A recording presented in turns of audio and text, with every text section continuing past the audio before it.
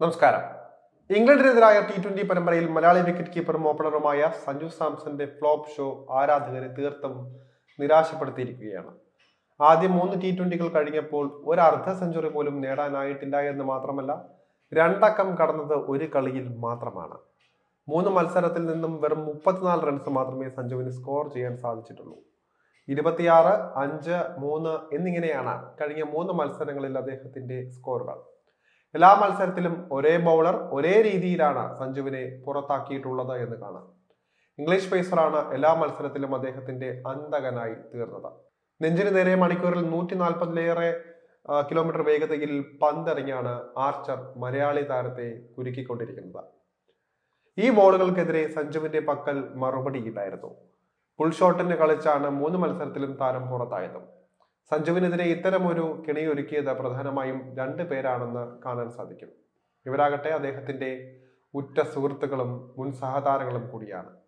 ആരൊക്കെയാണ് ഇവരെന്നും എങ്ങനെയാണ് ഇവർക്ക് ഇതിന് കഴിഞ്ഞതെന്നും നമുക്ക് നോക്കാം. സഞ്ജു സാംസനെ ഈ പരമ്പരയിൽ കുരുക്കിയ 2 കൂട്ടുകാരിൽ ഒരാൾ അടുത്ത സുഹൃത്തും ഇംഗ്ലണ്ട് ക്യാപ്റ്റനുമായ ജോസ് ബട്ട്ലറാണ്. മറ്റൊരാൾ പേസർ ജോഫ്രെ ആർച്ചറും. ഇരുവരും നേരത്തെ സഞ്ജുവിന്റെ ടീം അംഗങ്ങൾ കൂടിയായിരുന്നു. IPL ദീർഘകാലം സഞ്ജുവിന്റെ വഴികാട്ടിയും മറ്റു സുഹൃത്തുമായിരുന്നു ജോസ് ബട്ട്ലർ. 2018 മുതൽ കഴിഞ്ഞ വർഷം വരെ നീണ്ട 7 സീസണുകളാണ് രാജസ്ഥാൻ റോയൽസിൽ ബട്ട്ലറും സഞ്ജുവും ഒരുമിച്ച് കളിച്ചത്. 2020-ലെ സീസണിൽ റോയൽസിന്റെ നായകനായി സഞ്ജു വന്നപ്പോൾ എല്ലാ പിന്തുണയുമായി നിഴൽ പോലെ ബട്ട്ലറും കൂടെയുണ്ടായിരുന്നു. ഈ കാരണത്താൽ തന്നെ മലയാളി താരത്തിന്റെ ശക്തിയും ദൗർബല്യവും എല്ലാം അദ്ദേഹം നന്നായി തിരിച്ചറിയുകയും ചെയ്തിട്ടുണ്ട്. നെറ്റ്സിൽ വിവിധ ബോളർമാർക്കെതിരെ സഞ്ജുവിന്റെ ബാറ്റിംഗ് ദീർഘകാലമായി ബട്ട്ലർ കണ്ടുകൊണ്ടിരിക്കുകയാണ്. ഏതൊക്കെ ബോളുകളാണ് സഞ്ജുവിനെ കുഴപ്പത്തിലാക്കുന്നത് അദ്ദേഹത്തിന് വ്യക്തമായി മനസ്സിലാക്കുകയും ചെയ്തിട്ടുണ്ട്. മാത്രമല്ല, തന്റെ പോരായ്മകളെ കുറിച്ച് സഞ്ജുവും ബട്ട്ലറോട് പറഞ്ഞിരിക്കാം. ഇപ്പോൾ ഇന്ത്യക്കെതിരായ പരമ്പരയിൽ സഞ്ജുവിനെ അടപടലം പൂട്ടാൻ ബട്ട്ലറെ സഹായിച്ചതും ഇത് തന്നെയാണ്. എങ്ങനെയുള്ള പന്തുകളായിരിക്കും സഞ്ജു കൃത്യമായി പ്രഹരിക്കുകയെന്ന് വ്യക്തമായി തന്നെ അറിയാവുന്നതിനാൽ തന്നെ അത്തരം പന്തുകൾ ഒരിക്കലും എറിയരുത് എന്ന് തന്റെ ബോളർമാർക്ക് ഇംഗ്ലീഷ് നായകൻ വ്യക്തമായ നിർദ്ദേശവും നൽകിയിട്ടുണ്ട്. ഇതാണ് ഈ പരമ്പരയിൽ സഞ്ജുവിനെ ശരിക്കും കുഴപ്പത്തിലാക്കിയിരിക്കുന്നത്. മാത്രമല്ല, ഈ 3 മത്സരങ്ങളിൽ സഞ്ജു വിക്കറ്റായി പുറത്താകുമ്പോഴും ബട്ട്ലർ കാട്ടുന്ന ആ ഒരു ശരീരഭാഷ, ബോളറോട് കാണിക്കുന്ന ശരീരഭാഷ, മാത്രമല്ല താൻ പറഞ്ഞിരുന്നതല്ലേ ആ രീതിയിൽ ഇറങ്ങിയാൽ വിക്കറ്റ് ആവുമെന്നുള്ള രീതിയിൽ കാണിക്കുന്ന അമിതാഹ്ലാദമെല്ലാം തന്നെ വ്യക്തമാക്കുന്നതാണ് ഈ ഒരു വാദം. നേരെ വരുന്ന വേഗതയേറിയ ഷോർട്ട് പന്തുകൾക്കെതിരെ സഞ്ജുവിന് വീക്ക്നെസ് ഉണ്ട് എന്ന് ആദ്യമായി ലോകത്ത് പറഞ്ഞത് ഈ പരമ്പരയിലൂടെ തന്നെയാണ്. ഇതിന്റെ പ്രധാനപ്പെട്ട കാരണക്കാരനാകട്ടെ ബട്ട്ലറും. തന്റെ 2 മുൻനിര പേസർമാരായ ജോഫ്രെ ആർച്ചർ, മാർക്ക് വുഡ് എന്നിവർക്ക് വ്യക്തമായ നിർദ്ദേശമാണ് അദ്ദേഹം നൽകിയിട്ടുള്ളത് എന്ന് കഴിഞ്ഞ 3 മത്സരം തെളിയിക്കുകയും ചെയ്തിട്ടുണ്ട്. 2 പേരും വേഗതയുള്ള ബോളർമാരായതിനാൽ തന്നെ ബട്ട്ലറുടെ പ്ലാനും ക്ലിക്കാവുകയായിരുന്നു. ഇംഗ്ലീഷ് നായകൻ ജോസ് ബട്ട്ലർക്ക് മാത്രമല്ല, പേസർ ജോഫ്രെ ആർച്ചർക്കും സഞ്ജു സാംസന്റെ ശക്തിയും ദൗർബല്യവും വളരെ നേരത്തെ തന്നെ തിരിച്ചറിയാവുന്നതാണ്.